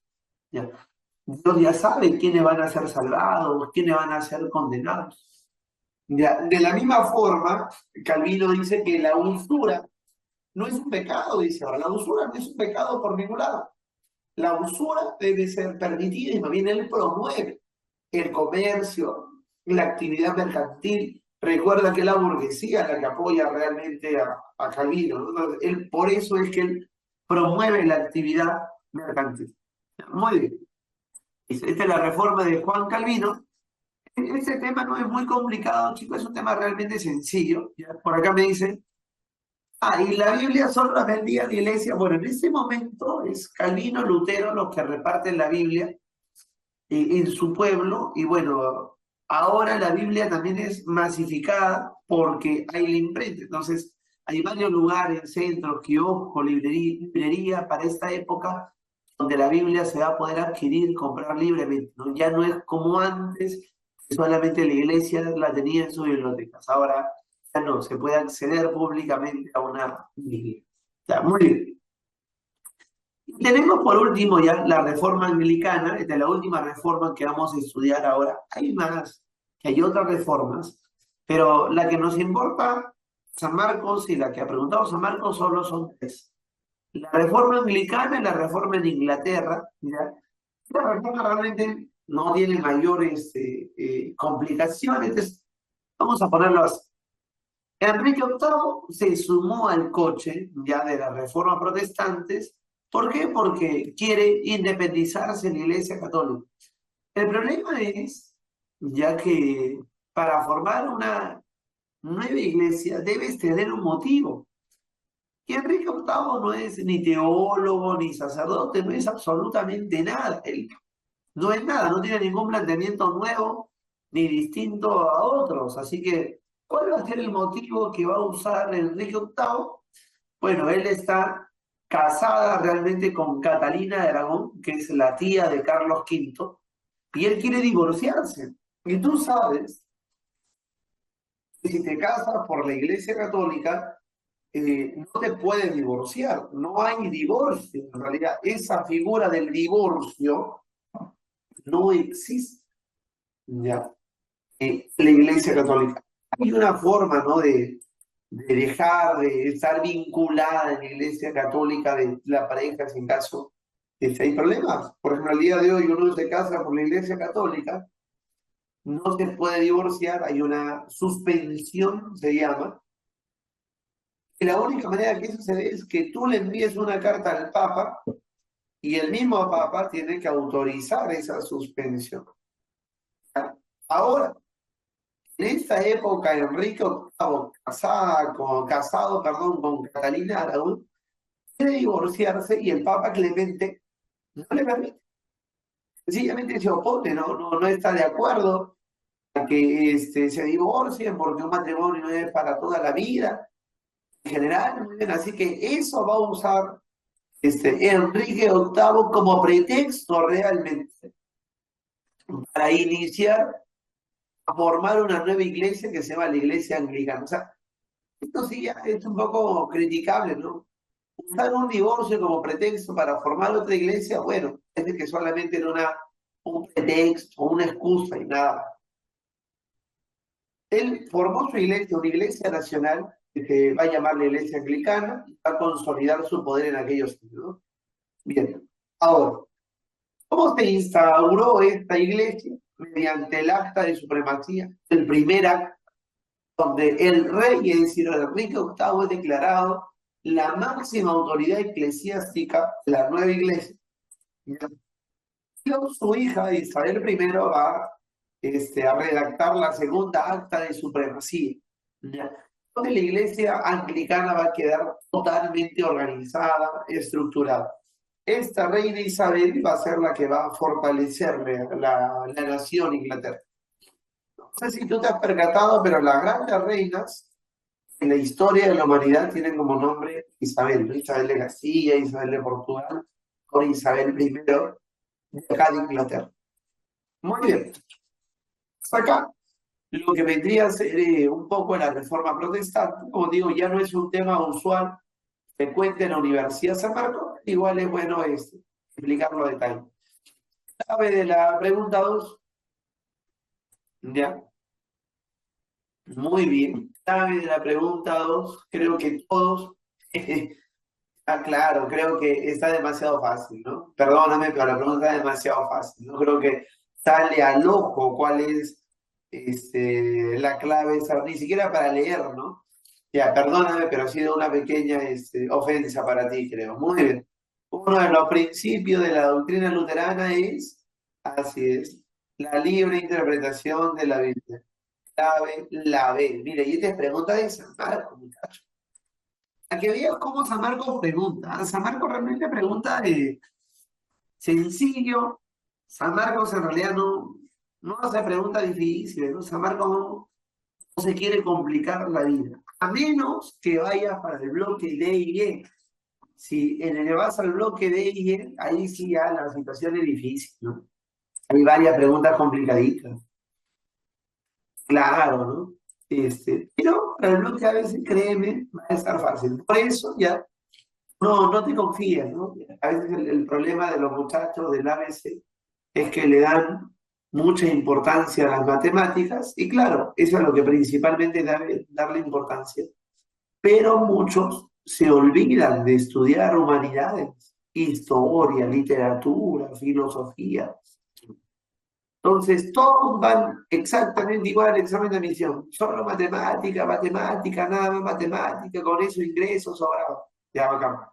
Pero de todos ellos, que uno haya prestado atención a su clase de historia, ni siquiera que haya estudiado tanto, que haya prestado atención a su clase de historia, o a su clase de literatura, filosofía, él ya tiene ventaja.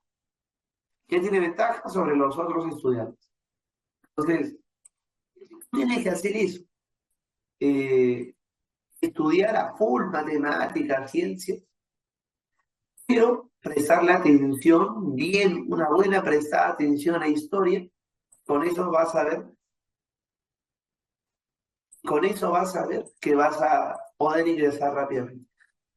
Para ustedes no necesitan dominar historia, solo necesitas, te aseguro, solamente repasar un poco de historia, prestar muy bien atención a la clase de historia de tu profe, así sea aburrido, como yo quizás, o si no, agarrar un librito y al toque, una repasadita, 5 o 10 minutos, suficiente, muchachos. Nada, si creen que con eso vas a ingresar. Bien, listo. Profesor, pero ahora viene con contexto. Ah, sí, ahora las preguntas son ya. ¿Cómo se llaman esas preguntas con contexto? Ahora voy a conectar la laptop. Eco. Claro, esas famosas preguntas son las preguntas de ECO. Pero si tú has revisado estas preguntas de ECO, realmente, muchachos, tú a veces estas preguntas de ECO, tú lees abajito la última línea y sale la respuesta. A veces la pregunta de ECO están hechas para marear un poco, ¿no? Está bien. Ah, claro, los que van a medicina tienen que no responder todo lo posible, ¿no? Hay bastantes postulantes. Bueno, muy bien, muchachos. Más ahora que el examen de admisión está cambiando. Muy bien. Listo. ¿Cuáles son las consecuencias de la reforma protestante? Que la iglesia cristiana va a resultar fragmentada en Europa, se va a dividir, va a reducirse el poder de la iglesia. Como está viendo acá, tenemos los católicos, no obstante, van a seguir teniendo la mayoría de influencia allá en Europa, pero los luteranos van a tener bastante influencia en la zona de Noruega, de Suecia, esto se llaman los países nórdicos, en la zona de Alemania sin lugar a dudas, una parte chiquitita, ya los calvinistas en Suiza, por acá en Países Bajos, también en Escocia, y bueno, los anglicanos evidentemente en Inglaterra, ¿no? El papado, el papa pierde enorme poder, ya no es la época de los Borgia, donde tenían una gran cantidad de poder, ahora ya no, ahora su poder está limitado. Van a aparecer nuevas iglesias nacionales, ¿no? Que es la que hemos estado explicando. La luterana en Alemania, la calvinista en Suiza, la anglicana en Inglaterra, la presbiterana, que es la misma iglesia calvinista, solamente que es en Escocia, los hugonotes, que son los calvinistas en Francia. Son los calvinistas en Francia. Ante todo esto, ¿ya? La Iglesia Católica ha organizado lo que se denomina en la historia la contrarreforma. La contrarreforma son todas las medidas que va a llevar adelante, que va a llevar a cabo realmente la Iglesia Católica para detener el avance de estos protestantes. Bueno, es la reacción, ¿no?, de la Iglesia Católica en contra de este movimiento reformista que va a ser impulsado principalmente por este Papa que está viendo acá, el Papa Pablo III, ¿no? El Papa Pablo III. ¿Cómo inició esto? Bueno, fue convocado por el Papa, se llama el Concilio de Trento. Es un concilio donde los líderes se reúnen para encontrar estrategias para detener el avance de Lutero, detener el avance de Calvino, detener el avance de los protestantes, incluso calmar el campesinado, porque los campesinos ya para esta época están protestando, están queriendo tierra, están queriendo acabar realmente con el poder de los sacerdotes. Sí, Andrea, te escuchamos. A ver. ¿Qué es un concilio ecuménico? Bueno, esta es una buena pregunta. Un concilio bueno, el concilio es un término asignado para las reuniones de la Iglesia Católica. Así hemos visto el concilio de Trento, el concilio de Nicea. Ya. Ahora, ecuménico es un término que quiere decir que es universal, es decir, que se va a dar para todo el mundo. Es decir, cuando hablamos de un concilio ecuménico, lo que estamos haciendo referencia es que las decisiones de este concilio se van a aplicar en todo el mundo. O sea, no es algo que solamente va a quedarse en Italia, sino va a ser para todo el mundo. La validez de ese concilio es para todo el mundo. También hace referencia que los papas, los obispos, las grandes autoridades eclesiásticas están obligadas a asistir a Italia durante estos años para poder encontrar estas estrategias y detener a los protestantes. Ahora, recuerda también que se habla de ecuménico porque ya los europeos de España ya invadió Tahuantinsuyo, mira el año 1545, ha pasado 13 años de la invasión, ya se está fundando el virreinato en el Perú, entonces también se necesita estipular reglas y normas para esta nueva zona de conquista europea. Ahora, ¿qué planteó en este concilio? Uno, ratificar los 7 sacramentos católicos, ¿no? Por eso que hasta el día de hoy la Iglesia Católica mantiene los sacramentos intactos, los 7. ¿Ya? Muy bien. Ahorita te doy el paso, Andrea. 2, se va a mantener el culto de la Virgen María. La Virgen María va a seguir siendo una divinidad para los católicos. Y también el culto a los santos, ¿no? La Iglesia Católica no va a hacer caso a las críticas de los protestantes en este punto.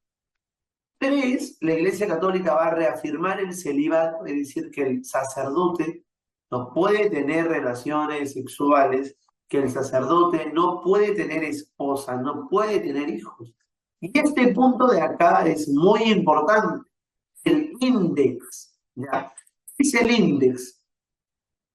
¿Ya? El índex es una lista de libros prohibidos para los católicos. ¿Qué libros están en ese índice? Están los libros de los griegos, de los filósofos griegos, de Aristóteles, de Platón, de Diógenes, no lo sé, de Epicuro.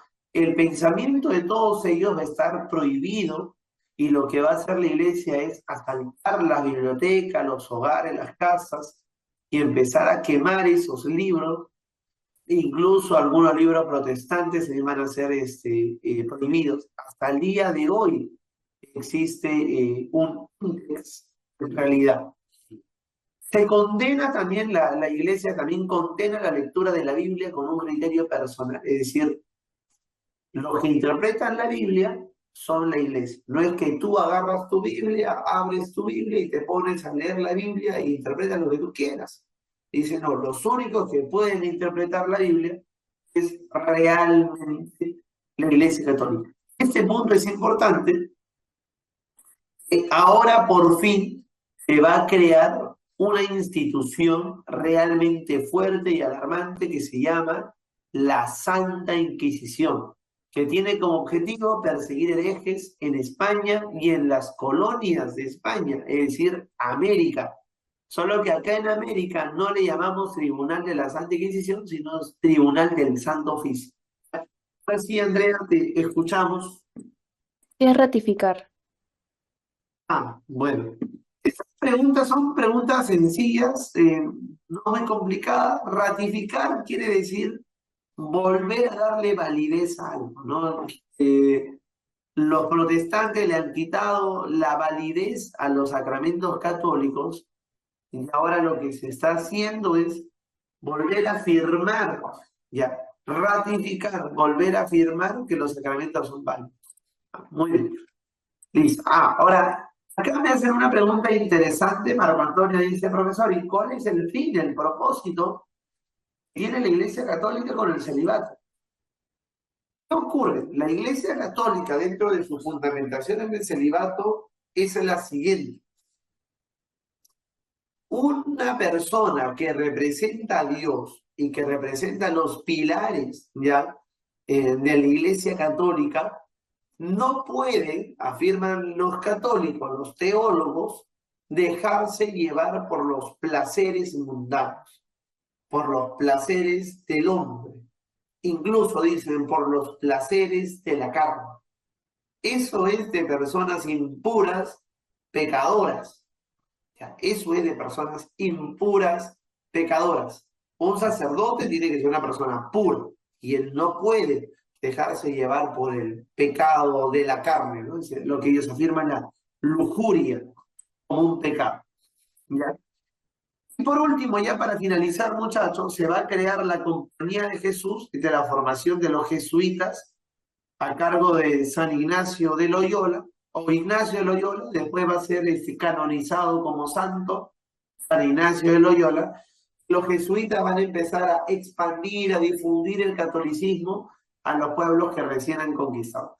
Quiero decir, los jesuitas van a llegar a América a imponer la religión católica como una verdad absoluta y certera. Y lo que hicieron los jesuitas acá en América es realmente criticable, ¿no? Tenemos uno de los famosos castigos a las mujeres que hacían, se llamaba la pera, ¿no? Que bueno, fue un castigo bastante fuertes. Bueno, ya ustedes pueden investigarlo a mayor detalle. ¿Ya? Muy bien. Y por último, dime cuál es la respuesta de la pregunta de admisión, la pregunta número 3 de admisión.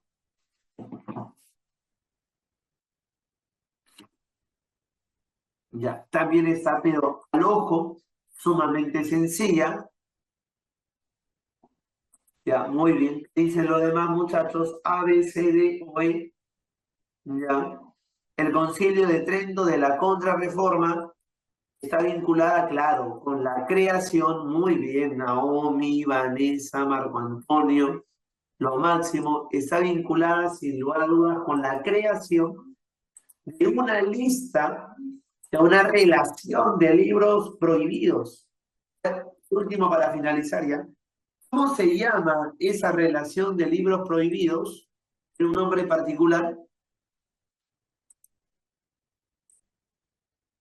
¿Cómo se llama? Excelente. El índice. Lo máximo, muchas gracias. El índice. Muy bien, listo. A ver, hagamos esta ruleta para poder acabar el tema el día de hoy, ir al libro y desarrollar un Kahoot. El Kahoot es como el test diario, ya solo que en vez de hacerlo en la plataforma del test, vamos a desarrollar en el Kahoot. ¿Ya? Bien, ahora vamos a ver acá. ¿Sabes este jueguito, no? Ya con su profe lo habrán hecho, ¿no? Gira la ruleta donde para nosotros responde. A ver qué tanto nos acordamos. Vamos a ver. Ah, mira, Celestito, es una muy buena pregunta. ¿Por qué los burgueses suizos apoyaron a Juan Calvino, muchachos? ¿Cuál es el motivo? A ver. ¿Por qué la burguesía apoyó a Juan Calvino? ¿Quién me dice por qué? A ver. ¿Te acuerdas lo que explicamos al inicio de la clase? Nada. Claro, porque por dos motivos. Uno, porque Juan Calvino va a fomentar el comercio. Y dos, porque la iglesia tenía una crítica. ¿Cuál era la crítica que tenía la iglesia católica contra la burguesía? Claro, la crítica de la iglesia, así es, contra la burguesía es que son usureros. Un usurero va a ir al infierno, supuestamente, ¿no? Muy bien, listo. Bueno, muy bien.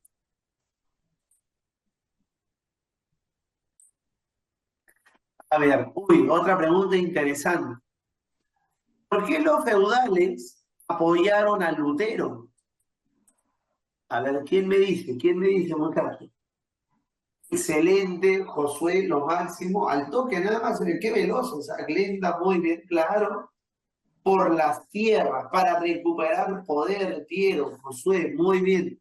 Vanessa, si quieren recuperar territorio, para quitarle poder a la iglesia, Stalin, lo máximo, muy bien. Está claro, chévere, chévere. A ver qué sale ahora. ¿En qué consistían las indulgencias? ¿Te acuerdas? Venta de indulgencias. ¿Para qué te vendo la indulgencia? Para ganar el cielo. Así es, ¿no? Para lograr el cielo, para salvar el alma, para la salvación divina. Ya, muy bien, Que muchachos. no leía la Biblia, pues no les permitían, estaban en otro idioma. Malvado. Así es, Ladri, muy bien, muy bien. Así es. Mira, acá todos los muchachos están llenando el chat con las respuestas correctas. Muy bien. Ya, lo máximo. A ver, la otra más, la última, a ver qué nos sale. Esto de acá está recontra difícil, ¿ah? ¿Qué se acordó en la paz de Habsburgo?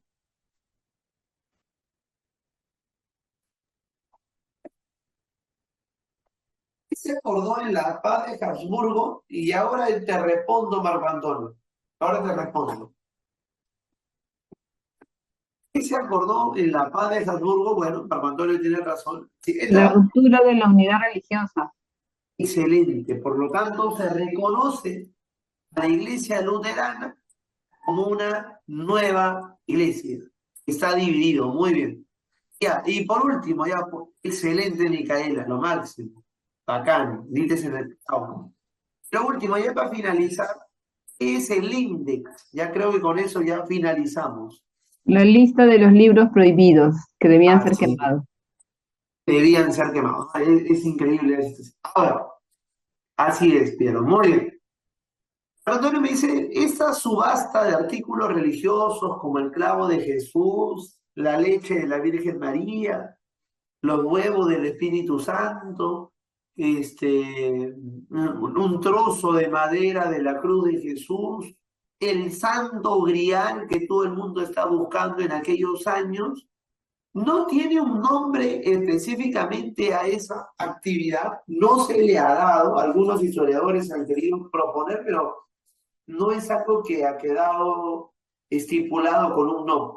Lo que decimos a veces, o lo llamamos, ¿no?, como la corrupción del clero, la corrupción de las vanidades, por ahí algún historiador también lo ha llamado. Pero esos nombres no son tan determinantes, no hay un nombre claro sobre eso. Pero es así, ¿no? La iglesia busca vender, subastar a grandes tasas de dinero artículos religiosos, ¿no? Como, repito, el clavo de Jesús, un trozo de madera de la cruz, los huevos del Espíritu Santo, ¿ya? ¿Quién decide el nombre? Pasa que el nombre, o sea, para estos acontecimientos históricos los nombres se van generando por consenso. Cuando un historiador propone un nombre y otro lo usa y otro también lo usa y hay un consenso, se está aceptando ese nombre. No es algo que alguien lo establezca, lo estipule en realidad. Ya, muy bien. Excelente. Máximo, chicos. Vamos a resolver su material. Vamos al libro para poder ir al Kahoot también rápidamente. Hoy estamos en la semana número 15. Y descargando acá el material, ahorita te lo comparto. Muy bien. Excelente.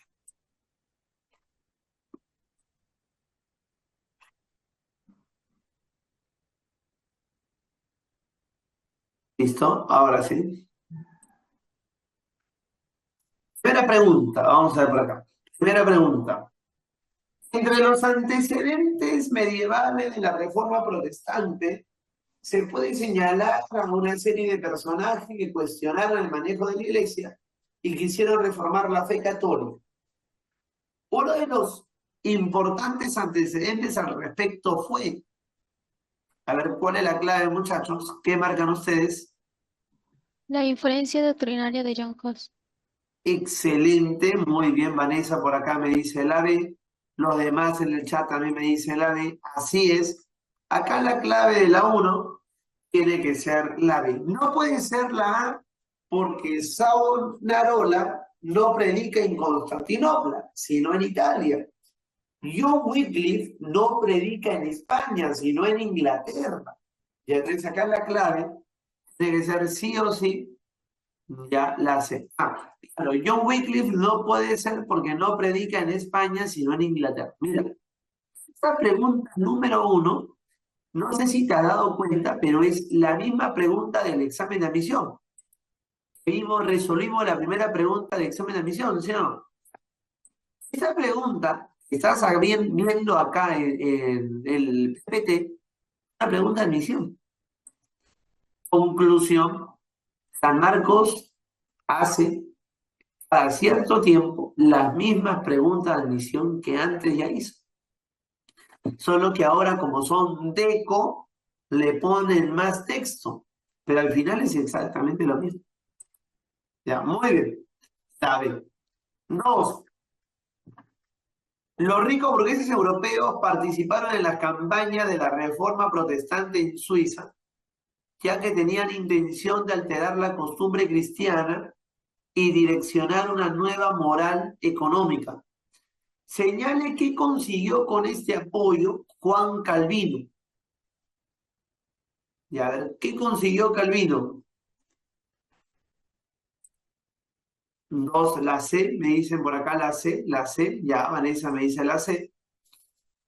Es decir, verdadero, verdadero, falso, verdadero. Marco Antonio también me dice la C. Evidentemente, muchachos, acá la clave es la C. Implantar una iglesia independiente del papado romano, verdadero, totalmente verdadero. Conducir a los creyentes a un reglamento laboral de carácter burgués, absolutamente verdadero también.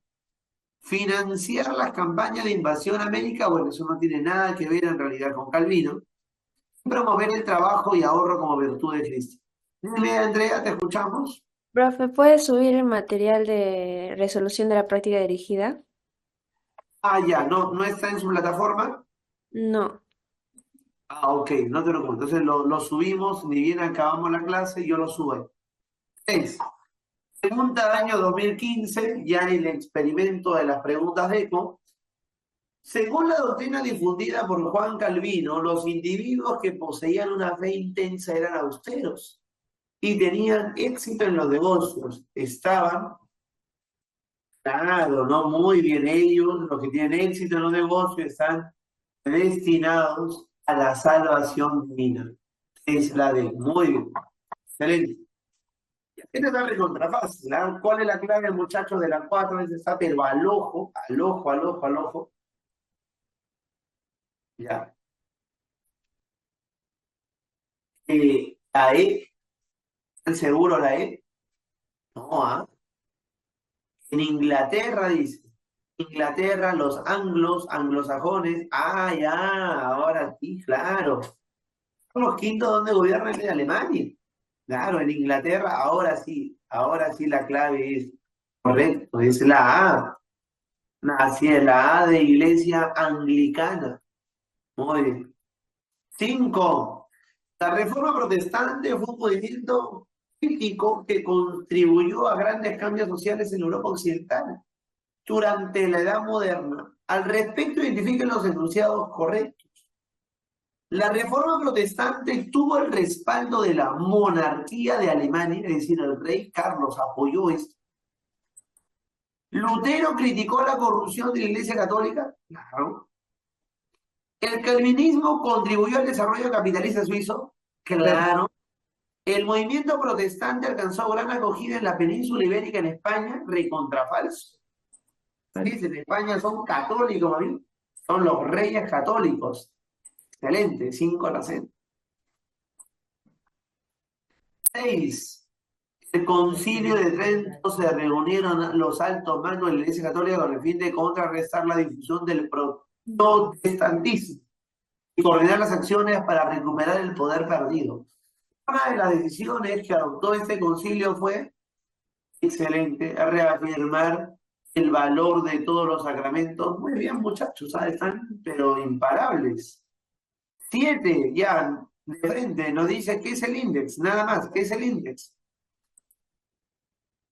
Claro, el índice es la lista de libros prohibidos, la iglesia fomentó su destrucción. 7 es también la E, una lista de libros prohibidos, perfecto.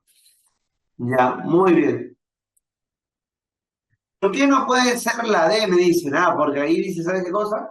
Por el movimiento protestante. Y yo te dije, ¿qué libros se han prohibido? Claro, algunos de los protestantes, pero principalmente de los filósofos griegos.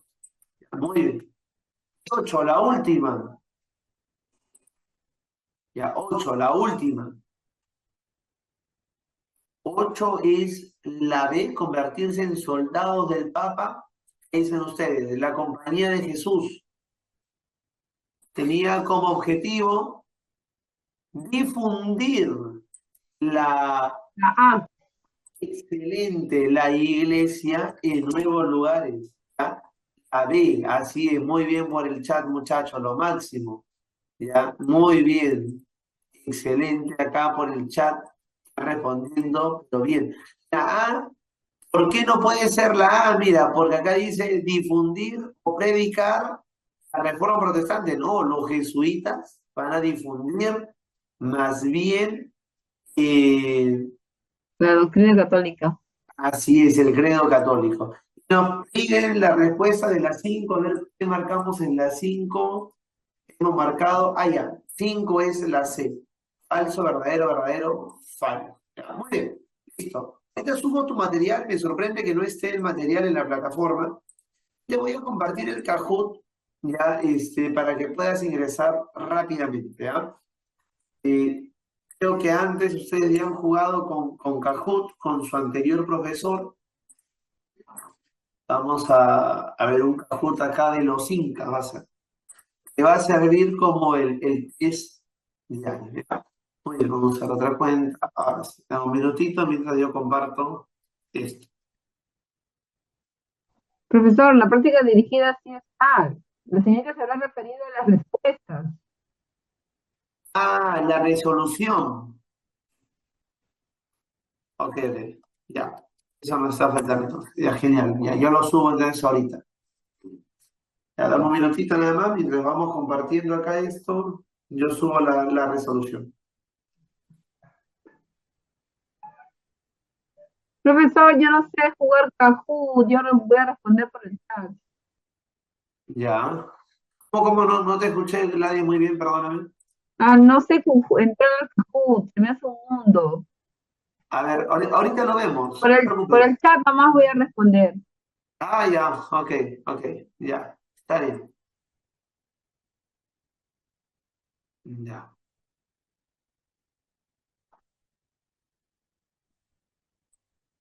ya, muy bien. Vamos a ver por acá. Voy a compartir pantalla. ¿Ya?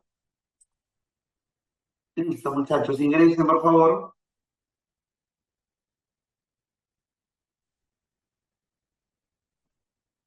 Esto que nada más, muchachos, vayamos ingresando. Nos va a quedar poquito tiempo. Muy bien, Claudia, Lalesca, lo máximo. Natsumi, ya. Sí, genial, Vanessa, Ashley, Rosario. Uy, puras chicas. Ahora sí, Marco Antonio, caramba, Daniel, Ruth, chévere, David, Dayana. Ya, vamos entrando. José, Piero, Eliana, Fiorella, muy bien. Ya, vamos a iniciar 9:58, iniciamos, pero volando nada más con los que estemos. Ahí estaba acá Justin, Ariadna. Qué bonito nombre, Ariadna. Muy bien. Profesor, ¿el Kahoot es ese tema o el anterior? El anterior, temas anteriores, hacer un Ya, ok. repaso de los temas anteriores. Acá, Yania, Micaela, chévere. Ya. ¿Qué es eso de mondongo? Ya, muy bien. Cielo, lo máximo. Bien, arrancamos entonces. Ya, arrancamos a cuenta de 3, 2, muy bien, excelente. Luz, muy bien, Luz. Santiago, 3, 2, 1. Va, Jessica, muy bien, listo. Ahora sí, iniciamos. Incas, ya, muy bien. Después haremos otro Kahoot sobre la invasión a América. El sistema de trabajo mediante el cual se construyen las instituciones gubernamentales del imperio fue, bien, mediante el cual se beneficia al Inca, Es Aini, Mita, Minca o Chunga. Ya, muy bien, excelente. Vamos muchachos, apuren. Está facilito, ¿ah? Excelente. Acá la clave correcta es Mita. Bien, Gladys, también excelente. El Aini es ayuda entre familias. La Minca es para la comunidad, para el pueblo. Y la Mita es a favor del Inca. Muy bien, listo, genial. 2 de 5. El Inca que murió por una enfermedad traída por los españoles y que va a contagiar a su hijo heredero. Está facilito, ¿ah? Lo hemos explicado bastante. Ese Inca que se fue a Ecuador y se enamoró de una princesa quiteña. Al toque, chicos, queda poco tiempo. Muchachos. Muy bien. No es Huiracocha. Excelente. Es Huayna Capa con Inan Coyuchi. Muy bien. Atahualpa y Huájar, no. Ellos se enfrentaron, los hermanos que se enfrentan, ¿no? Ya, es Huayna Capa y Inan Coyuchi. 3 de 5. Dentro de la cosmovisión andina tenemos el Hanan Pacha y mira, Hanan Pacha, Hay Pacha y el Ucupacha. Ucupacha, Hanan, Hay y Ucupacha. El Ucu es el mundo de abajo. Mundo de abajo tendría que ser el mundo de los excelentes, el mundo de los muertos. El mundo de los vivos es el Kai Pacha, Kai Pacha. Profesor, creo que Excelente. su pantalla está un poco retrasada porque sale con retraso y muestra después las alternativas. Ya no me había percatado de eso, perdona, pero vamos a tratar de corregirlo. Indica qué alternativa no guarda relación con la arquitectura incaica. Ya, indica qué alternativa no guarda relación con la arquitectura incaica. Es megalítica, monumental, religiosa, es simétrica. Bueno, la arquitectura incaica no guarda relación con la característica religiosa. Es simétrica porque está perfectamente tallada, es monumental porque es de gran tamaño y es megalítica porque usa piedras. La última, muchachos, 5 de 5.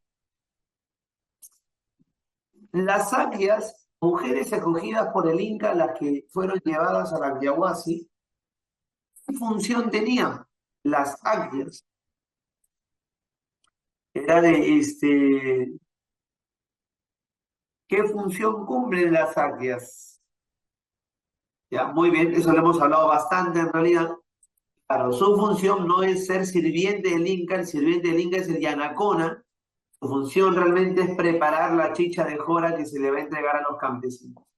Veamos el podio a ver quién es en el tercer puesto. Piero, muy bien, Piero, mis felicitaciones. Segundo puesto, Aiko, muy bien, excelente. Muy bien, y el primer puesto está Marco Antonio Bacán con su sombrero vikingo. Cuarto puesto Santiago y quinto puesto Spain. Muy bien, muchachos, ahí lo vamos a dejar por el día de hoy. Ese tema ha sido un tema bastante sencillo, bastante fácil en realidad. Ya nos vemos en otra oportunidad en la siguiente clase. Estudien, prepárense, vamos a hacer otro Kahoot. La siguiente semana el Kahoot es sobre la invasión a América. ¿Ya? Muy bien, muchachos, ahí nos vemos. Hasta luego. Chau, Gracias, chau. profesor. Gracias. Gracias, profesor, cuídese. Profesor, cuídese Chau, mucho. chau.